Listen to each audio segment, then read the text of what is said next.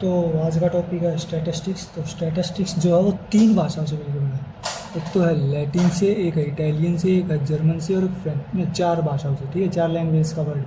Statistics 4 language के अंदर इस वर्ड के मतलब अलग अलग वर्ड्स हैं, ठीक है। तो लैटिन लैंग्वेज के अंदर इसको हम क्या कहते हैं, स्टेटस। लैटिन जो लैंग्वेज थी उसका जो स्टेटस वर्ड है वहाँ से आया क्या है, स्टैटिस्टिक्स, ठीक है।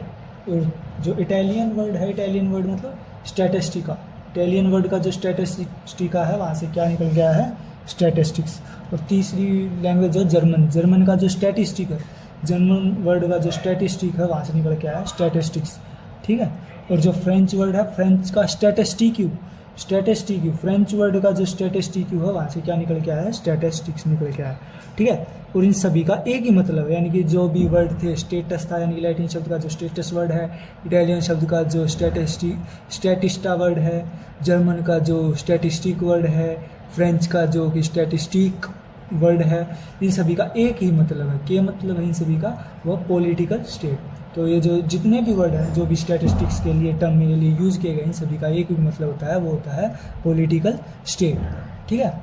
तो इसके बाद है स्टैटिस्टिकल डेटा। स्टैटिस्टिकल डेटा क्या होता है, statistical data aggregate of facts. जो फैक्ट्स होते हैं उनका एग्रीगेट होता है, एग्रीगेट ऑफ फैक्ट्स। तो स्टैटिस्टिकल डेटा क्या होता है, एग्रीगेट ऑफ फैक्ट्स। फैक्ट्स और फैक्ट्स को कैसे एक्सप्रेस करेंगे, एक्सप्रेस न्यूमेरिकली, न्यूमेरिकली एक्सप्रेस करेंगे, ठीक है। तो स्टैटिस्टिकल डेटा क्या होता है, एग्रीगेट ऑफ फैक्ट्स। और एग्रीगेट ऑफ फैक्ट्स इनको कैसे एक्सप्रेस किया जाता है, न्यूमेरिकली एक्सप्रेस किया जाता है, ठीक है। और ये किसके ऊपर बेस्ड होंगे, एक्यूरेसी के ऊपर बेस्ड होंगे। और एक सिस्टमिक मैनर के अंदर इनको जो है कलेक्ट किया जाएगा, ठीक है।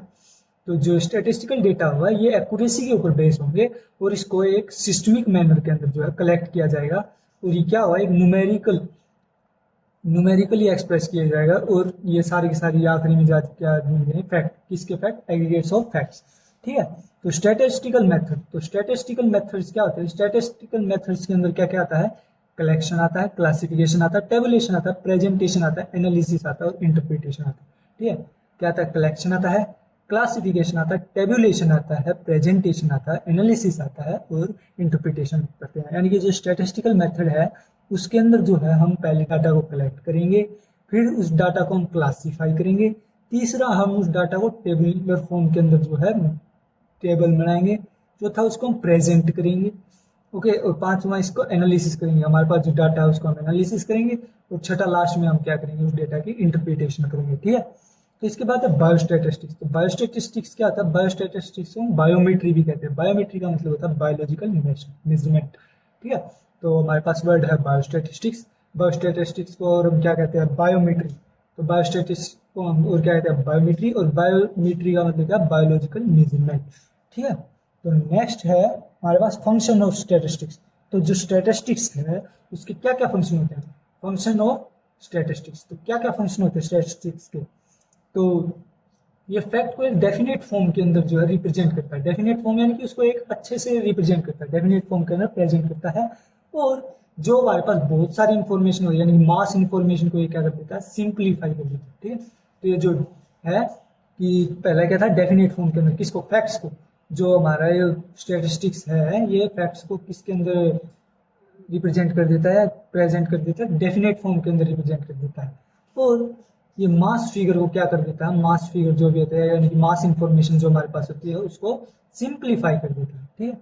तो इसके बाद हाइपोथेसिस बना सकते हैं। हाइपोथेसिस फॉर्मुलेशन के अंदर हमारी हेल्प करता है कौन, ये फैक्ट जो स्टैटिस्टिक्स है हमारी हाइपोथेसिस की फॉर्मुलेशन के अंदर हेल्प करता है। और दूसरा हाइपोथेसिस की फॉर्मुलेशन तो करता ही करता है, लेकिन जो हाइपोथेसिस होती है उसके 2 पार्ट हो जाते हैं, एक तो फॉर्मुलेशन और एक इसकी टेस्टिंग। तो फॉर्मुलेशन और टेस्टिंग दोनों के अंदर कौन हेल्प करता है, हमारी कहते हैं जो स्टैटिस्टिक्स होती है, ठीक है। और तीसरा ये जो हाइपोथेसिस है, फिर इसके बाद क्या होगी, प्रिडिक्शन के अंदर हेल्प करेगा। तो प्रिडिक्शन के अंदर भी हेल्प करेगा और पॉलिसीज बनाने में भी हेल्प करेगा, ठीक है। तो क्या क्या काम करता है स्टैटिस्टिक्स के फंक्शन क्या होते हैं, ये जो होता है फैक्ट्स को एक डेफिनेट फॉर्म के अंदर जो रिप्रेजेंट करता है, और जो मास इंफॉर्मेशन है उसको सिंप्लीफाई करता है। और हाइपोथेटिकल जो फैक्ट होते हैं या फिर हाइपोथेसिस होती हैं उनको फॉर्मुलेट करने में हेल्प करेगा, उनको इंटरप्रेट करने में हेल्प करेगा, प्रिडिक्शन करने में हेल्प करेगा, टेस्टिंग करने में हेल्प करेगा, ठीक है। फिर इसके बाद प्रिडिक्शन के अंदर हेल्प करेगा। फिर लास्ट क्या है हमारे पास, पॉलिसीज बनाने के अंदर ये हेल्प करेगा, ठीक है। ये तो थी स्टैटिस्टिक्स के फंक्शंस। तो अब क्या है स्टैटिस्टिक्स के लिमिटेशन। तो जो स्टैटिस्टिक्स है उसकी क्या क्या लिमिटेशंस होती है। पहला होता है ये इंडिविजुअल के साथ डील नहीं करता, यानी कि इसको पॉपुलेशन चाहिए, इंडिविजुअल नहीं होगा, इसको चाहिए सिर्फ पॉपुलेशन, पॉपुलेशन का फैक्ट चाहिए, ठीक है। और ये क्वांटिटेटिव कैरेक्टर्स के बारे में, सिर्फ क्वांटिटेटिव कैरेक्टर्स के साथ ही डील करता है, ठीक है। और इसके जो रिजल्ट होंगे ऑन एन एवरेज आएंगे, सिर्फ ऑन एन एवरेज। तो इसके रिजल्ट्स क्या आएंगे हमारे पास, ऑन एन एवरेज, ठीक है। तो जो स्टैटिस्टिक्स है उसकी क्या क्या लिमिट होती हैं, ये इंडिविजुअल के ऊपर काम नहीं करेगा, सिर्फ पॉपुलेशन के अंदर काम करेगा। और ये क्वांटिटेटिव कैरेक्टर्स के ऊपर ही काम करेगा सिर्फ, और इसके रिजल्ट जो होंगे वो ऑन एन एवरेज आएंगे, एक्यूरेट नहीं कह सकते कि वो एक्यूरेट ही आएंगे। इसके बाद स्टैटिस्टिक्स। तो स्टैटिस्टिक्स जो होंगे वो कई बार मिस यूज भी कर ली जाती है, यानी कि इम्प्रॉपरली इंटरप्रेट कर लिया जाए। अगर वो इम्प्रॉपरली इंटरप्रेट है, यानी कि जो लास्ट में हमारा इंटरप्रिटेशन वाला सिस्टम था, अगर वो इम्प्रॉपर हो जाए तो वो मिस यूज भी हो सकती है। तो फिर इसके बाद है कुछ डेफिनेशन। तो डेफिनेशन के अंदर हमारे पास पहला है पॉपुलेशन। तो क्या होती है पॉपुलेशन? पॉपुलेशन होती है कलेक्शन ऑफ ऑब्जेक्ट्स, यानी कि एक सिंगल इंडिविजुअल का तो हम जो है पॉपुलेशन कहेंगे नहीं। तो जो पॉपुलेशन होगी वो क्या होगी, बहुत सारे इंडिविजुअल्स का group of individuals represents a population, ठीक है। कलेक्शन ऑफ ऑब्जेक्ट्स या फिर set of object pertaining to phenomena of statistical inquiry, ठीक है। यानी कि जो है कलेक्शन ऑफ ऑब्जेक्ट्स और pertaining to a phenomena of statistical inquiry is refer to as population और सेंसस। तो जो पॉपुलेशन या फिर सेंसस हम किसे कहेंगे, ऑब्जेक्ट्स का कलेक्शन, यानी ऑब्जेक्ट्स का जो है उसका एक ग्रुप, जिसको कि हम स्टैटिस्टिकल इंक्वायरी के लिए है जो यूज करते हैं, उसको ही हम क्या कहते हैं, पॉपुलेशन या फिर सेंसस कहते हैं। फिर दूसरी है सैंपल। तो सैंपल क्या होता है, sample a few units of selected from a population. हमारे पास एक बहुत बड़ी पॉपुलेशन है, उसमें से हम कुछ यानी कि कुछ को ही चुनते हैं, तो फ्यू को सिलेक्ट करेंगे। तो ये फ्यू सिलेक्टेड किसकी तरह करेंगे, ये इस पॉपुलेशन के रिप्रेजेंट करेंगे, इस पूरी पॉपुलेशन को रिप्रेजेंट करेंगे, और इन फ्यू सिलेक्टेड इंडिविजुअल्स को हम क्या कहेंगे, सैंपल कहेंगे, ठीक है। तो इसके बाद है वेरिएबल। तो वेरिएबल क्या होता है, वेरिएबल एक कांस्टेंट की तरह होता है, ठीक है। तो न्यूमेरिकल, क्वांटिटेटिव या न्यूमेरिकल कैरेक्टरिस्टिक, क्वांटिटेटिव होता है या फिर न्यूमेरिकल क्या होता है, कैरेक्टरिस्टिक ऑफ डाटा। जो है डाटा होता है उसका जो न्यूमेरिकल कैरेक्टरिस्टिक होता है, फिर उसकी जो क्वांटिटी होती है उसे हम क्या कहते हैं, वेरिएबल कहते हैं, ठीक है। फिर इसके बाद है कांस्टेंट। तो कांस्टेंट क्या होता है, कांस्टेंट न्यूमेरिकल वैल्यू। इसकी न्यूमेरिकल वैल्यू होती है सेम फॉर ऑल यूनिट्स।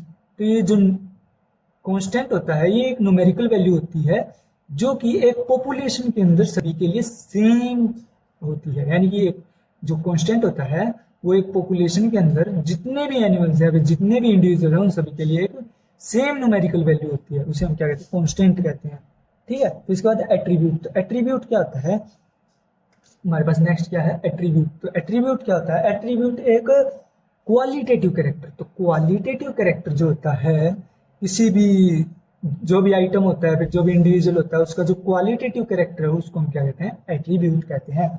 इसके बाद है पैरामीटर। तो पैरामीटर क्या होता है, पैरामीटर जो होता है वो स्टैटिस्टिकल मेजर ऑफ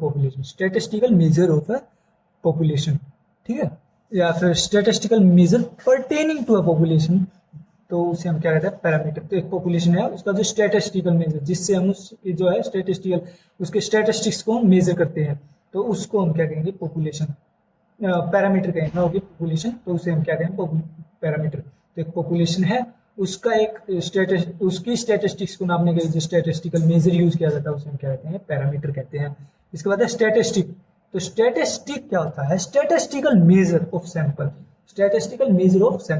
तो हमारे पास है सैंपल, उसकी स्टैटिस्टिक्स को नापने के लिए जो हमारा स्टैटिस्टिकल मेजर होता है उसे हम क्या कहते हैं, statistic, not statistics, not CS, only C, last में आया C, स्टैटिस्टिक, ठीक है। तो ये जो स्टैटिस्टिक है, अगर इस S को हटा दिया जाए, सिर्फ C रखा जाए, तो वो स्टैटिस्टिक।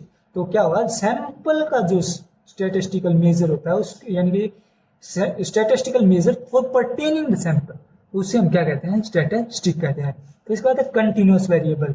तो कंटिन्यूअस वेरिएबल क्या होता है, एक वेरिएबल जो कि एक इंटरमीडिएट वैल्यू को रिप्रेजेंट करता है, किसका, एक स्पेसिफिक इंटरवल के अंदर, एक स्पेसिफिक इंटरवल यानी कि एक स्पेसिफिक गैप के बीच में एक इंटरमीडिएट वैल्यू को जो भी रिप्रेजेंट करेगा उसे हम क्या कहेंगे, कंटीन्यूअस वेरिएबल, ठीक है। तो इसके बाद है डिस्क्रीट और डिसकंटीन्यूअस वेरिएबल। एक होता है डिस्क्रीट वेरिएबल या फिर डिसकंटीन्यूअस वेरिएबल, ठीक है।